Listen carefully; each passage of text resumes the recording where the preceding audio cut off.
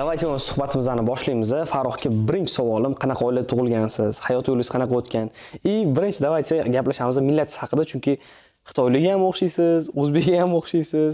Давайте mana shundan boshlasak. Momoyi, birinchi o'zim haqimda gap bersam, ismim Farrux. Oddiy oilada tug'ilganman. Adam zavodda oddiy ishchi bo'lganlar, oyim bankda ishlaganlar va kichkinaligimda, естественно, ular menga ulardan balandroq cho'qqiga, ya'ni katta maqsad qo'yib, katta maqsadga erishishimni bitta zamin yaratib berishgan. Hamma narsada nimaga qiziqqan bo'lsam, qo'ldan kelgancha menga sharoit yaratib berishgan. Kichkinaligimda biz 3 ta farzand bo'lganmiz oilada. Eng katta farzand bo'lganim uchun hamma umid mendan bo'lgan. Va kichkinalikda menda ichimda olov har doim uydagilar kerak bo'lsa yoqishgan. Sen qo'lingdan keladi, sen ko'proq qilishing kerak. Seni va ukang uchun eng zo'r sharoitlar qilib berishing kerak. Ertaga ularga yordam kerak bo'lsa, sen yordam bera oladigan odam bo'lishing kerak. Shu maqsadda ancha menga motivatsiya berishgan. Oiladagi asosiy umid siz bo'lgan ekan, sizni albatta va o'sha kichkinaligimdan boshlab hozirgacha hamma o'sha oilam uchun bor qo'limdan kelgan mazmunni beraman. Kerak bo'lsa o'zimdan ayasam ham, ota-onam uchun, jigarlarim uchun hech narsani ayamayman. Har doim podдержка, yordamda, qo'llab-quvvatlashda, motivatsiyadaman. Значит, 3 ta farzand bo'lgansizlar oilada. Давайте birinchi bo'lib oiladagi tarbiya haqida gaplashamiz, chunki aytganimdek, sizni millatingizni men siz bilan tanishganimdan keyin bilganman, to'g'ri shunaqa millat bor. Qayerdan kelib chiqqan? Tarixi bor. Har bitta odamni o'ziga yarasha qadriyat bo'lgandek, baribir tegidan kelib chiqadi, millatdan ham kelib chiqadi. Bu genetika deb bo'ladi. Men o'zim millatim Dunyo va Dunyo millati asli kelib chiqishi Xitoydan. Qanaqa bo'lgan bu narsa? Biz ham Xitoylikmiz, tegimiz Xitoydan, lekin musulmonmiz. Bu yerda tarix bor va tarixda o'sha islom dinida payg'ambarimiz Muhammad sallallohu alayhi vasallam targ'ib qilayotganlarida u paytdagi logistika, ya'ni Ipak yo'li bo'yicha bizani o'sha sahobalarni Xitoyga jo'natishgan. Xitoyga borgandan keyin ular естественно u paytda ijtimoiy tarmoqlar bo'lmagan, YouTube bo'lmagan, Instagram bo'lmagan va ular bitta g'oyani yangi dinni targ'ib qilishligi uchun juda ham ko'p vaqt ketgan. Va ular Xitoyda qolib, Xitoydagi eng chiroyli qizlarga uylanib, u yerda xitoylik musulmonlar paydo bo'lgan va o'shalar dunyolar. Hozirgi kunda ham dunyolar Xitoyda bir necha milliondan ortiq. Va bizda imminda aytganimdek arab va xitoyliklarning qadriyatlari bor. Ya'ni xitoylik deganda nima esga keladi? Mehnatkash xalq, disiplina o'shadigan xalq, bilim oladigan xalq. Arab deganida, ya'ni nima keladi? Dindor odam, baraka nimaligini biladi, qadriyat nimaligini biladi, nima to'g'ri, nima qilsa baraka bo'ladi yoki nima qilsa to'g'ri bo'ladi. Значит, ikkita millatning eng kuchli taraflari birlashgan tochka desa noto'g'ri bo'lmaydi. O'ylaymanki shunaqa. Zo'r. Qarang, endi bitta savol. Oilangizni bildik, qadriyatlaringizni bildik, millatingizni bildik. Qanaqa bo'lgan maktab vaqtlar, maktabga chiqish period qanaqa bo'lgan? Siz maktabda o'qiganmisiz? Chunki o'zbeklarga nisbatan boshqa millatlarni biz bilamiz, farzandlarini bilimiga ancha-muncha ko'proq e'tibor berishadi. Sizda qanaqa bo'lgan mana shu narsa? Endi maktab darajasidan kelsa, endi har bitta bolaning o'ziga yarasha iqtidori bo'ladi, talanti bo'ladi. Men kichkinaligimda oddiy maktabga borganman. Ya'ni el qatori hamma boradigan maktab. Hech qanaqa ortiqcha joyi yo'q, lekin o'zimda maqsad bo'lgan. Ya'ni eng zo'r bolani eng zo'r maktabga bermasang ham, o'zida olov bo'lmasa foydasi yo'q. Shuning uchun meni onam bankda ishlaganlar uchun естественно hamma u paytda o'rus tilida gaplashgan, rus tili bilan matematikaga juda qiziqqanman. Shuning uchun borgan maktabimda ham birinchi o'rin bo'lishga maqsad qo'yganman. Ichimda olovim bor. Men qolganlardan ko'proq ish qilishim kerak, ko'proq o'rganishim kerak va oddiy maktabda ham fizika, matematika, ingliz tili va rus tilidan birinchi o'rinda bo'lganman. Eng zo'r bo'lish uchun maqsad qildimmi, harakat to'xtatmaganman. Zo'r. Sizlarda adashmasam 9 yillik ta'lim bo'lgan. Undan keyin qayerga kirgansiz? Qanaqa sohada o'zi ketmoqchi bo'lgansiz? Kelajagingizni qanaqa ko'rgansiz o'zi? Maktabni 2013-yilda bitirgan bo'lsa, u paytda o'sha 9 yil to'g'ri aytsa, 9 yil bo'lgan. Undan keyin soha tanlash kerak bo'lgan. Sohada u paytda eng zo'r soha bu aloqa sohasi bo'lgan. Ya'ni kim zo'r bo'lsa, svязga kirgan. Men ham o'sha ingliz tili, fizika, matematikani bilganim uchun aloqa kollejiga, hozir Labzeyda eski bo'lardi, hozir yopilib ketgan. O'sha Labzeyda kollejiga o'zimning bilimim bilan imtihon topshirib 1200 ta odamdan 30-chi bo'lib kirganman. Zo'r. Juda katta natija bilan kirganman. Va o'tda juda ham ko'p yana bilimlar olganman. Qanaqa? Men oddiy maktabda yurgan bo'lganman, oddiy odam bo'lganman, lekin to'satdan katta hayotga o'tyapsan.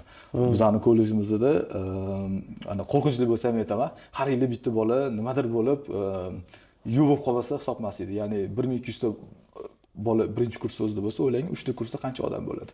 3000 dan ortiq o'g'il bolalar bo'lgan kollejda juda ham qattiq bo'lgan va nima deydi, juda ham ko'p yashash uchun уже kurash o'sha yerdan boshlangan desa ham bo'ladi.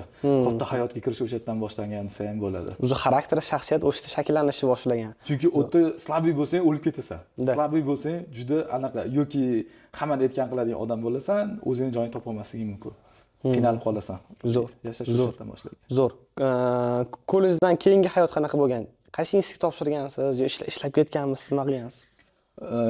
Kollejni bitirgandan keyin hammada baribir institutga kirmagan odam oldindan shunaqa bo'lgan, menda ham shunaqa bo'lgan. Qanaqa qilib zo'r hayotni beraman, universitetga kirib, o'zimni qaysidir sohamda diplomim bo'lsa, ishga kiraman degan bo'lgan. O'shaning uchun alohida o'qiganimdan keyin universitetda ham u paytda eng zo'r moda tatu bo'lgan. Va tatuga men birinchi yil topshirib ko'rganman va juda ham katta dars olganman desam ham bo'ladi. 1 yil vaqtimni yo'qotganman. Nimaga aytaman? Imtihonga kirdim. Вроде znaniyam, bilimlarim oddiy odamlardan kuchli, lekin kirganimdan keyin baribir kira olmaganman. Imtihondan o'ta olmadim deb xafa bo'lib o'tirsam, oldimga o'zimni kursdoshim, o'rtog'im kelib, mashinasini sotgan, 8,5 ming dollarga Spark'ini sotib, universitetga kira olmagan. Men aytdim, "Значит, dedim, men bilimim bilan yozib kira olmaganga xafa bo'lsam, bu odam yordam bilan, qo'shimcha yordam bilan ham kira olmagan bo'lsa, значит, qiyin ekan." degan xulosaga kelgan. Chunki o'sha vaqtlar siz aytayotgan, institutga kirayotgan periodingizda не только odam o'zini bilimi bilan, даже katta pul bilan ham kirishi problema edi. Значит, siz o'rtog'ingiz Spark'ini sotib 8 ming dollar bilan ham o'zini institutini hal qila olmagan. Shunaqa yordam bilan ham qila olmayapti. U paytda juda qiyin edi. Shuning uchun menda nima bo'ldi? Unda ham qaytish yo'q edi. Aytganimdek, maqsad qo'yib qaytish juda ham katta minus bo'lgan. Demak, Xitoyga ketishingiz, o'qishga kira olmaganingizdan keyin 1 yildan keyin bo'tdi.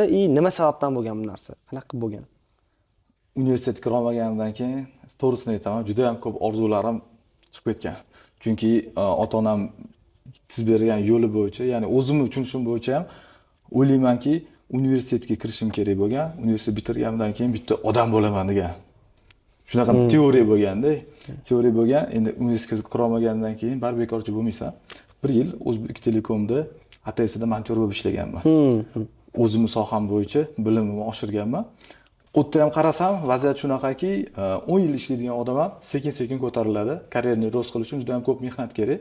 Lekin men o'ylagan orzu emas edi. Va Xitoyga omadim kelib ketib qolganman. Omadingiz kelib. Omadim kelib Xitoyga ketib qolganman. Qanaqa desam bo'ladi, boyga aytganimda, dunganman. Dunganlarning qadriyatlari arab bilan Xitoylikniki, ya'ni hisob kitobga tayinlangan holatlar bor, ya'ni ehson degan narsa, tushuncha bor. Xitoyligi bitta dungan, yaxshi odam. Har yili O'zbekiston yoki O'rta Osiyodan 50 dan 100 tagacha bo'lgan menga o'xshagan oddiy bolalarni Xitoyga bepulga olib borib, o'ziga yashashini, o'qishini, kitoblarni olib berib, kontraktlarni to'lab berib, sponsirovat qiladi, o'rgatadi. Men ham omadim kelib, mana shu programmaga tushib, Xitoyga o'qishga ketib qolganman. Zo'r. Xuddi mana shu narsani men aytganimdek, Turkiyada ko'rdim. Turkiyada xuddi mana shunaqa narsa. Xo'p, o'zga bordingiz, qarang, men bilgan har bitta uspешный insonni xuddi mana shunaqa chet elda bir marta o'qib kelgan bo'ladi. Например, Misr Otabekova, bilmadim yana Bobur Akilxonov degan juda ham kuchli startaper bor. Murod Nazarov ham, например, hammasi обязательно chet elda o'qib kelgan bo'ladi. Savol endi, nima farqi bor O'zbekistonda o'qib yurgan student bilan chet elga borib o'qigan student, nima farqi bo'ladi? Bu juda ham katta farq bo'ladi. Musofirga chiqmagan odam vatani qadriga yetmaydi deydi. Shuning uchun aytaman, o'qishga borgan odam bormagunicha ota-onasini qadriga yetmaydi. Sen Toshkentda bo'lsang, uyda bo'lsang, любой problema chiqsa, biza o'sha именно подростковый возрастda 18 yoshgacha yoki 18 dan 20 yoshgacha baribir otaga suyaniladi. Ko'chada любой problema bo'lsa, muammoing chiqsa, bitta telefon qilasan, bilasanki telefon qiladigan odaming bor. Hal qilib berishlari ikkinchi masala. Birinchi o'rinda telefon qila olasan. Любой O'zbekistondan chiqqan odam, bizani o'zbek bu narsani imенно men o'zbek qadriyati deb o'ylayman. Chiqqan bola uyga yig'lab yoki qanaqadir yordam so'rab telefon qilish uchun g'ururi yo'l qo'ymaydi. O'shaning uchun o'ylaymanki, bu g'urur bo'lgani uchun tan bermagan bola, o'zini irodasini sinagan bola o'ylaymanki hech qachon anaqa qilmaydi, yiqilmaydi. Da. Значит, chet elga chiqdi, hech kimga ishonmadi, bo'ldi, hammasi o'zimning qo'limdan keladi dedi, o'tdi, sinalib, qaytib kela oldimi? Значит, bo'ldi. Значит, O'zbekistonda yoritib tashlaydi, bitta gap bilan aytganda. 100%. Chunki uyda yurgan odam har doim telefonga ishonadi. Lekin sen katta hayotga kirishing bilan sen telefoning yo'q. Hammasi o'zingsan, Alloh sensan. Aytganimdek, o'zing harakating bilan qilishing kerak, yo'lingdan har kuni problema chiqadi. Любой ish qilayotganingda oldingdan muammo chiqadi va o'sha muammoni o'zingga tayanishing, yechimlarni Allohdan so'rab harakat qilishing bu eng katta sen uchun rol. Ya'ni musofirga chiqib o'qib kelgan bolalar, chet elga chiqib o'qib kelgan bolalar o'ylaymanki, juda ham katta dars oladiki, telefon yo'qligi. Bu hayotida har bitta muammosini o'zi harakati bilan yig'lamasdan, ko'z yoshsiz o'zi hal qilishni o'rgatadigan bitta eng katta dars deb o'ylayman. Tak, qarang, tushunarli. Xitoyga o'qishga ketdim deyapsiz, lekin siz na maktabda, na bir kollejda xitoy tiliga o'qidim deb aytmayapsiz. Bu nima bo'lgan? Ingliz tili bilan rus tili shunaqa yordam berganmi, yo o'zingizni dungan tili xitoy tiliga shunaqa yaqinmi, yo qiynalmaganmisiz? Joy go'rdingni deb aytaman. Biz dungan bo'lganimiz uchun, biz Xitoyga tortganimiz uchun dungan tili bor va u shakllangan va любой dungan tilini biladigan bola Xitoyga borib bir hafta xitoyliklar bilan yursa, bemalol xitoy tilida gaplashib keta oladi. Hachabi 100% ma'nosini tushuna oladi, nima aytayotganini. Lekin men hamma o'rtoqlarim o'zbek bo'lgan, atrofimdagilar hammasi o'zbek bo'lgan, men dungan tilini bilmaganman va ingliz tilini bilganim Xitoyda menga fundament bo'lib bergan. Xitoy tilini через ingliz tili orqali o'rganganman. Tak, qarang, boryapsiz, o'qiyapsiz, qanaqa protsesslar bo'lgan? Bitta davlatdan ikkinchi davlatga o'tish, shuncha bu просто nima desam, viloyatdan shaharga o'qish kelishmasda bu. Bu o'sha boshqa davlatga, boshqa bolalarning oldiga tushish, по-любому talabalarning yotoqxonasida turgan bo'lsangiz kerak, ishlab ko'rgan bo'lsangiz kerak, по-любому qanaqa bo'lgan? Birinchi ish, birinchi taassurotlar, birinchi o'qishlar, xonadoshlar qanaqa bo'lgan? Borganimizda o'tda juda katta qoidalar bo'lgan. Yashash uchun kurash bo'lgan. Aytganimdek, kollejdan boshlab o'sha bu narsa bizda shakllangan bo'lgan. Bizning yotoqxonamizda 200 ta bola bo'lgan. Faqat o'g'il bolalar va o'tda xuddi armiyaga o'xshagan sistema bo'lgan. Ya'ni o'zingni tutishing, so'rash odobi, hamma narsasi o'zi qonunlarga, ya'ni biznesmen tili bilan aytganda sopga solib qo'yilgan. Hamma narsa standart bo'yicha, kim unga quloq solmasa, sen Xitoydasan, oldingda ota-onang yo'q yoki aka-ukang yo'q.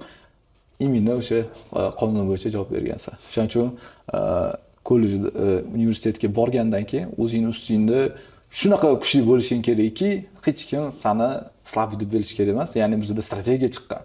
Qanaqa strategiya? 4 yilda o'qib, biz ham xuddi o'sha Dembel deydi, tepaga chiqasan deydi. Xuddi shunaqa 4-kurs bo'lamiz, qachon kuchli bo'lamiz, qachon biz bo'lamiz degan strategiya bo'lgan. Va biz o'sha 4-kurs bitirayotganda eng zo'r, eng kuchlisi bo'lib, o'zimizni joyimizni, mavqeyimizni saqlab qolganda haqiqatda O'zbekistondansan. O'tda har xil davlatlardan kelgan studentlar va sen o'tga faqat o'zing nomingdan bormayapsan. Farq yomon degan narsa bo'lmaydi, o'tda O'zbekistondan kelgan bolalar. Ya'ni o'tda o'zingni g'ururingni, chestingni ushlab qolishing kerak bo'lgan, biz o'sha narsani ushlaganmiz.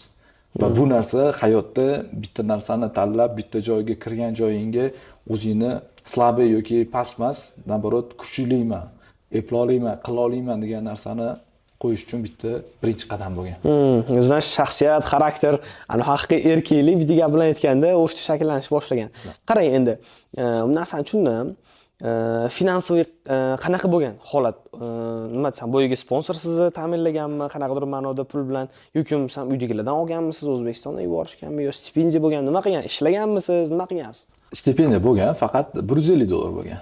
U o'sha paytda men Xitoy Lanzhou shahrida o'qigan bo'lsam, o'zingni ovqatingga yetgan, lekin bizda endi baribir o'zbek qadriyatlari bor, uyga pul jo'natish yoki bo'lmasam o'zingga telefon olish, o'zingga qanaqadir kiyim olish degan narsalarga juda ham qiyinlik qilgan va biz baribir bo'sh vaqtda nimadir bilan shug'ullansa, o'g'il bola уже biz ishlagan odamimiz, pul ushlab yurgan odamimiz biz uchun bu sal qiyin bo'lgan. Shuning uchun men Xitoyda birinchi ishlagan kasbim skladda, ya'ni o'sha qo'yib qo'ysanglar bo'ladi. SF degan Xitoy eng boy kuryerskiy slujbasi bor. SF dan boshlanadi. Shunfon deyiladi va o'shanda Lanzhoudagi skladida грузчик bo'lib ishlaganman. Lekin грузчик bo'lishim uchun ham bu men uchun bitta karyerniy rostga bitta yo'l bo'lgan. Bu ish menga top bergan xitoylik bilan zo'r kelishib olganman. Nimaga? U odam masalan har kuni skladga ma'lum bir kolичестводagi odamni, sondagi odamni yetkazib berish kerak bo'lgan va menga aytgan masalan, sen agar odam topsang, senga qo'shimcha pul to'layman. Senga bonus beraman har bitta odam uchun deb. Va men deb aytgandek общаgamizda o'sha yotoqxonamizda 200 ta bola bo'lsa, gruppa bo'lardi. Gruppaga yozardim. Bugun 9 ta odam kerak, bugun 10 ta odam kerak va har bitta olib borgan odam uchun ham ular ham chiqib ishlashardi, ham o'zim ham ular bilan birga qo'shilib ishlashardim. Ya'ni liderlik hissi o'sha yerdan paydo bo'lgan. Ular bilan birga borib, ishlab va yaxshigina pul topganman. Imini Lanzhouda hech qanaqa biznes yo'q bo'lgan shahar edi. Lekin oradan vaqt o'tib 3-kursga o'tgan paytimda menda yana katta transformatsiya bo'lgan. Nimaga? Xitoyga borish bilan borish farqi bor ekan. Buni qanaqa tushuntirsa bo'ladi? Sen Xitoyga borib hech qanaqa biznes yo'q shaharida bitta to'rtta devor orasida o'tiribsan, lekin u yoqda целый bozor bor. Butun bozor bor. Qanaqa bozorki, umuman tasavvur qilish mumkin. Mana hozirgi paytda Guanchjouga har yili 10 mingdan ko'p tadbirkorlar borib, o'sha выставкалар, ya'ni Canton Fair deydi, Guanchjouda bo'ladi, borib ko'rishadi va u bilan birgalikda qolgan bozorlarni ham aylanishadi. Guanchjouda shunaqa bo'lganki, любой segmentda, любой tovar yoki qaysidir mahsulotda o'zining bozorlari bor. Bitta bozorga kirasan, faqat revent sotadi, bittasiga kirasan faqat soat sotadi. Uni ham bo'lingan. Bitta bozor $1 dan $5 gacha bo'lgan soat sotadi, bittasi $5 dan $25 gacha, ya'ni bitta katta bozor faqat bir xil tovar sotadi. O'tga borib, men internet magazinlar u payt O'zbekistonda endi rivojlanayotgan payt, hozir o'sha ancha rivojlanib ketgan, u paytda endi rivojlanayotgan payt biz o'sha bitta internet magazinni snabjeniyasi bilan shug'ullanganman, ya'ni bitta tovarni topib, uni sotib olib O'zbekistonga jo'natish bilan. Ya'ni logistika bilan ham birinchi marta o'sha yerda bog'langanman. Значит, birinchi kursga bordingiz, ishlab ko'rdingiz, faqat jismoniy mehnat bilan ishlab ko'rdingiz, pul topib ko'rdingiz. No, u yerda ham lider bo'ldingiz, как бы, lekin baribir o'zingiz ishlab o'tdingiz. Endi nima bo'lyapti? Endi aql bilan ishlashga o'tyapsiz. Sekin Guanchjouga bordingiz, zakup bilan shug'ullanishni boshladingiz.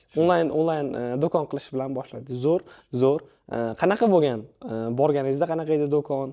Nima o'zgartirishlar kiritdingiz? Qanchalik ob'yomga olib chiqa oldingiz onlayn do'konni?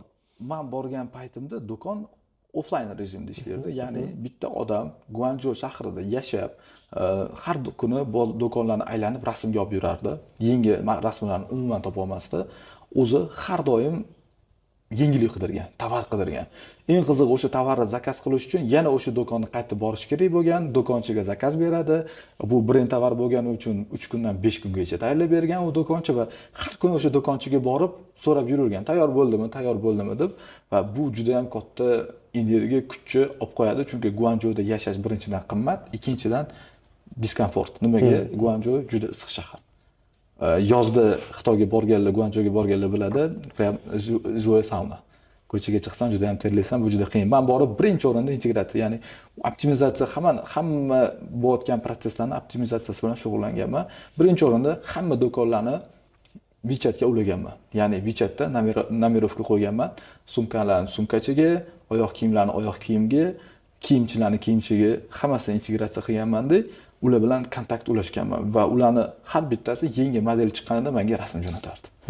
Va qaysidir modeldan zakaz tushganda men primoy WeChatdan unga yozardim, qaysi razmer kerakligini aytardim, u уже ishlab chiqarishni boshlardi. Yoki o'sha tovarimiz tayyor bo'lganda yozardi. Sani shu zakazing tayyor bo'ldi, pulini to'lab, bemalol olib ketur. Unda ham men optimizatsiya qilganman, pulini borib qo'liga bermasdim. Hamma tadbirkor nima qiladi? Boradi, dollar beradi, qo'liga yuan beradi, nalichka ko'tarib beradi. Lekin men qilmagan, WeChatdan to'g'ridan-to'g'ri do'konga o'tkazardim va meni kargoga o'zim qo'lim bilan olib borib beraman. Естественно, Xitoydagi ichkaridagi pochta xizmatlaridan foydalanaman. Ya'ni do'konga kargoni adresini berardim, ular chiqarib olishardi. Ya'ni umuman borib offlayn qiladigan bitta protsessni bu butunlay onlaynga, ya'ni Toshkentdanmi, Amerikadan turibmi boshqara oladigan bitta sistema yaratganman. Qarang. Значит, mana shu parallelni siz ishlash davomida siz o'qiyapsiz ham. Bitta narsa qiziq menga, siz shtuchniy tovarlar bilan ishlaganmisiz? Ya'ni individualniy qanaqadir tovar topib berganmisiz? Yo'q, qanaqadir kattaroq tadbirkorlar bilan ob'yomga katta bir 30 ta 40 ta ishlaganmisiz? Qanaqa bo'lgan bu? Ya'ni biz student bo'lganimiz uchun u paytda meni shaharim Eminda bunaqa biznes shahar bo'lmagani uchun ko'p tadbirkorlarni men ko'chada ko'rib tanishib qolmaganman. Qanaqa bo'ladi? Kim o'g'lini yoki bolasini Xitoyga jo'natmoqchi bo'lsa, tavsiya qilardim Eminni biznes shaharlariga jo'natishni. U qanaqa shaharlar? Pekin, Shanxay, Shenzhen, Guangzhou degan shaharlarga jo'natsa, u yerga tadbirkorlar ko'p boradi. Ya'ni bizani farzandimizni qo'pol qilib aytganda ko'chada ovqatlanib o'tirganda ham bitta tadbirkor ushlab olishi mumkin va unga yordam bera olsagina uni xizmatdan foydalansa bo'ladi. Menda bunaqa случай bo'lmagan, men faqat o'zimni tanishlarimizni, qarindoshlar, o'rtoqlar yoki amakilar qanaqadir tanish bilishimiz borgan paytida albatta borib yordam berganman tarjima qilishga va zakaz urishga.